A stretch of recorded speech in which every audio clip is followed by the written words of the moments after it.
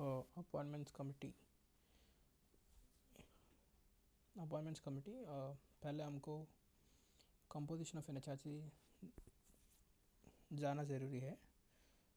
First we need to know who is the chairperson, right. Chairperson is from supreme court and one of the member is from Supreme Court and one of the member is from High Court. Serving या retired ये भी देखना है. So the chairperson is from Supreme Court. It should be retired CJ or a sitting judge of Supreme Court. And members, if you take one person should be from Supreme Court, that is serving judge or retired judge, and other one is serving CJ of High Court or a retired CJ of High Court. Judge of High Court is not appointed, right. This is should be very clear because this is the ground the examiner might confuse the student. Once you understand this, the most of the people, if you see like around 3 people out of 6 is from judiciary, so obviously who should be consulted? Obviously CJI should be consulted, right. But here is a catch. So generally they say that if committee is trying to appoint any sitting judge then or sitting CJ of High Court, then CJI must be consulted because CJI is the master of the roster, right. He allocates the businesses to various judges. If we don't know the entire information of these courts, it is not easy for him. So obviously CJI should be consulted if you are appointing the sitting judges, right. And why CJI? Because उनके पास ज़्यादा knowledge होता है about this fundamental rights etc. which concern with the human rights, right. That's why CJI is consulted. Generally they say CJI is consulted if you are appointing the sitting judges of the High Court or Supreme Court, otherwise they are not consulted. So you need to understand this. Only if sitting judge is considered for the appointment, then CJI का consultation ज़रूरत है. और उसके पहले LOP. Why we need LOP? 40% seats in 2024 elections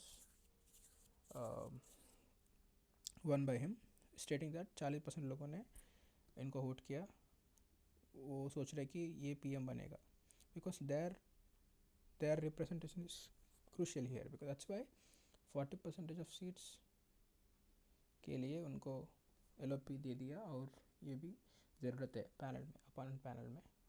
executive you are very clear, executive में PM is mandatory whether it is HM or a cabinet minister. Obviously human rights, whether most of the human rights are sorted out by the Home Ministry, so HM will be the part of it.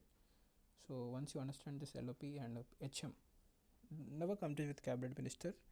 Human rights home ministry का relevance ज़्यादा होता है, इसलिए HM होता है, cabinet नहीं होता है इसमें. और LOP Lok Sabha, LOP Rajya Sabha, and vice speakers to represent the member of parliament, right. उसका भी रिप्रेजेंटेशन ज़रूरत है because NHRC is such a powerful body. It deals with various cases, right. The wide representation is required when you appoint any person to the NHRC, right. Its relevance in the society is huge. So that's why the composition of the appointment committee had such members. And if you see, that is what pehle you need to know the chairperson, the composition of the committee. Two people from the Supreme Court, one from High Court, other 3 who had special knowledge in human rights. So PM, Home Minister, LOP from both the houses, and the speakers of Lok Sabha and deputy chairman of Rajya Sabha. CJI is consulted only if sitting people are consulted for appointment. So only consulted if sitting people are appointed.